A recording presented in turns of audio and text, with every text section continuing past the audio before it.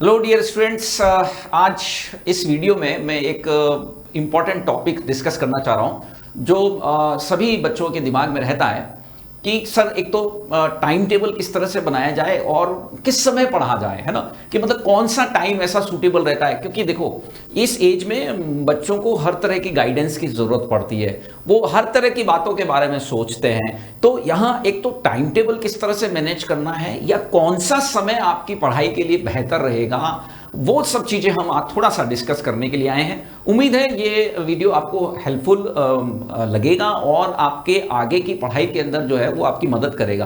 क्योंकि मेरे को हमेशा ऐसा लगता है कि बेटर प्लान के साथ आप चलते हो ना तो कोई भी चीज़ आसान हो जाती है, और यदि आप प्लानिंग नहीं करते हो, यदि सिस्टमेटिक नहीं चलते हो, तो फिर वो बात कभी भी नहीं बनती है। तो जैसा विवेकानंद जी ने कहा था कि भाई यदि कोई व्यक्ति हमेशा व्यस्त रहता है ना तो इसका मतलब वो व्यस्त नहीं है, वो अस्त व्यस्त है ना। इसका मतलब उसका कोई सिस्टम ही नहीं है, क्योंकि हर समय कोई बिजी नहीं रह सकता। तो हमारे पास समय होता है, उस समय को कैसे मैनेज करना है और किस टाइम हमको पढ़ना है, वो चीजें मैं थोड़ा सा आज डिस्कस करता हूं। सबसे पहली बात यहां पर आती है कि सर कौन से टाइम पे पढ़ा जाए। देखिए, यदि पुरानी बातों पर विश्वास किया जाए, जो हमारे ग्रंथों में लिखा है या जो पुराने समय से बात चली आ रही है, वो ये रहती है कि मॉर्निंग टाइम में हमको पढ़ना चाहिए, क्योंकि उस समय दिमाग थोड़ा एक्टिव रहता है।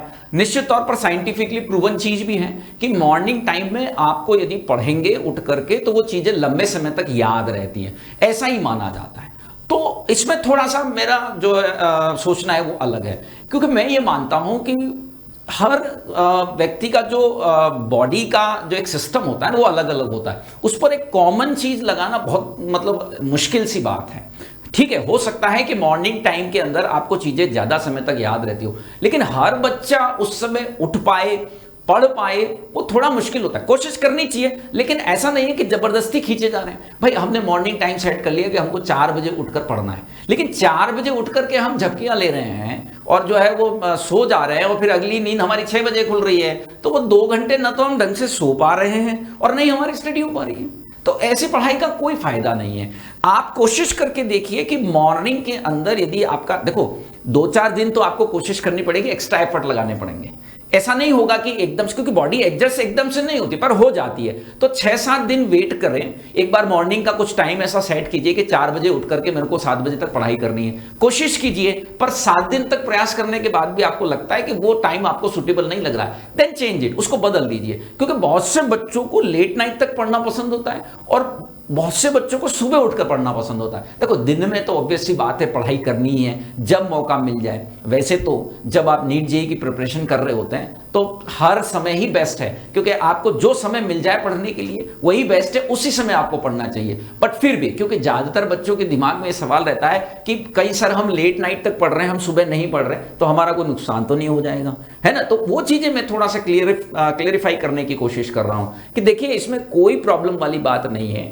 जो आपका सूटेबल टाइम आपके जो भी शेड्यूल है उसमें सेट होता हो वही आपको फॉलो करना चाहिए। यानी इसमें ऐसा कोई रेगुलर पैटर्न नहीं है। ठीक है, नो डाउट सुबह जो है वो बेटर याद रहता भी है, पर आपको नहीं रह रहा तो फिर उसमें जबरदस्ती करने का कोई मतलब नहीं है। तो टाइम टेबल अपनी कंडीशंस के अनुसार, आप किस इन्वायरमेंट में रहते हैं, आपकी कोचिंग का टाइम क्या है, आपके स्कूल का टाइम क्या है, वो सारी कंडीशंस को मिला जुला करके आपको एक टाइम टेबल सेट करना पड़ता है। तो बेस्ट टाइम क्या है यदि ऐसा कहा जाए तो मैं ऐसा मानता हूं कि अकॉर्डिंग टू कंडीशंस आपको ये डिसाइड करना चाहिए। कोशिश कीजिए कि सुबह उठकर पढ़ें तो वो ज्यादा बेटर है, पर यदि उस समय आपकी पढ़ाई नहीं हो रही है तो रात में लेट तक पढ़ सकते हैं। अब ये प्रश्न भी कभी कभी उठता है कि सर कितना घंटे की स्टडी चाहिए, है ना। स्टडी आवर्स भी एक बहुत बड़ा सवाल बच्चों के दिमाग में रहता है। तो बेटा ये भी कोई यूनिवर्सल नहीं होता।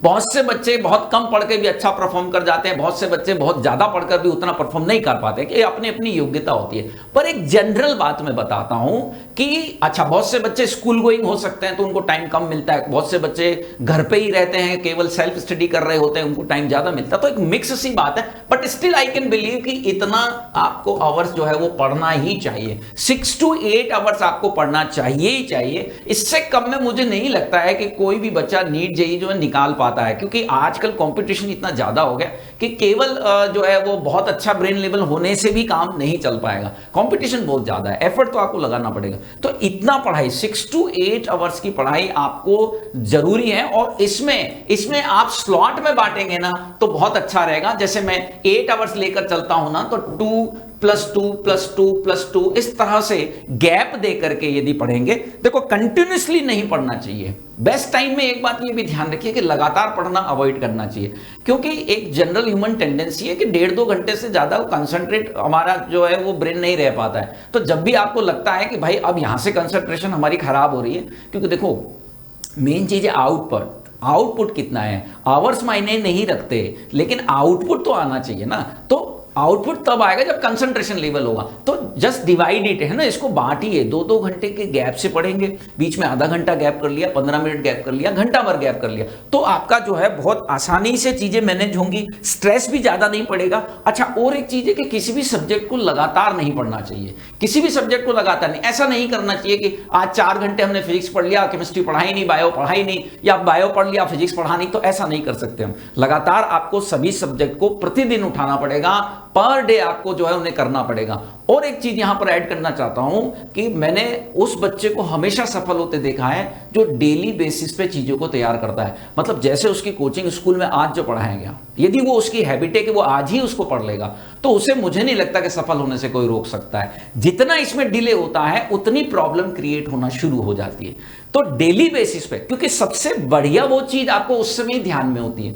भाई आप सुबह उसको पढ़कर आए हुए होते हो, घर पर उसे कम से कम समय के अंदर, यानी यदि हमसे पूछा जाए कि किसी टॉपिक को कब पढ़ने का बेस्ट टाइम है, तो उसी दिन जिस दिन आपने उसको समझा है सबसे सुटेबल है। यदि इस चीज को फॉलो करते रहोगे ना, तो बहुत इजी वे के अंदर काम होते जाएंगे। तो मोटे तौर पे मैं क्या कहना चाह रहा हूं कि सर बेस्ट टाइम क्या होता है? बेस्ट टाइम सुबह का माना जाता है, पर आपके अकॉर्डिंग हो सकता है वो लेट नाइट हो सकता है वो आफ्टरनून में। किसी बच्चे को दिन में जो है थोड़ा सा 1 घंटे सोने की आदत है, वो सो सकता है। मतलब ऐसा मुझे बिल्कुल भी नहीं लगता कि आपको कोई रेगुलर रूल बनाना चाहिए और किसी और को बहुत ज्यादा फॉलो करना चाहिए इस मामले में, कि साहब मैं 1 घंटे सो जा रहा हूं और वो फलाना व्यक्ति कहता है कि बिल्कुल दिन में नहीं सोना चाहिए। देखो आपकी बॉडी उसके अकॉर्डिंग ढली हुई है, और आज से नहीं ढली हुई है।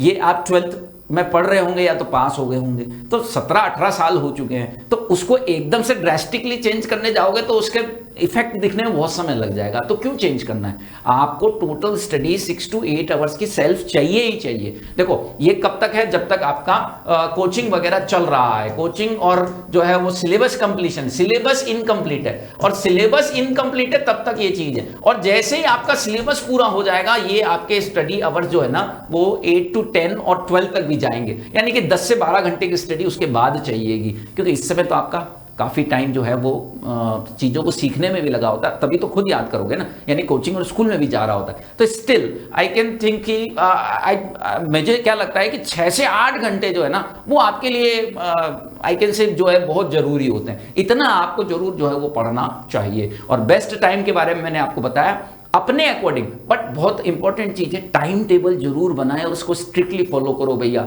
99% लोग टाइम टेबल बनाते हैं और उसका 99% उसे फॉलो नहीं करते हैं, तो आप सोच लीजिए कितने लोग फॉलो करते हैं। तो कोशिश करें कि टाइम टेबल बनाएं, उससे लंबे समय तक फॉलो करें, और टाइम टेबल में थोड़ा फेरबदल भी करते रहें। अदरवाइज थोड़े समय के बाद वो आप जो है उसी टाइम से उबने लग जाओगे और उसे जो है वो फॉलो करना बंद कर दोगे। तो टाइम टेबल बनाइए, पर वीक बनाइए, उसे फॉलो कीजिए। डेली बेसिस पे सुबह उठते ही डिसाइड कीजिए कि आज मुझे क्या क्या तैयार करना है। यदि इन चीजों को आप फॉलो करेंगे तो उम्मीद है आपको सफलता मिलेगी। मेरी शुभकामनाएं हमेशा आपके साथ हैं।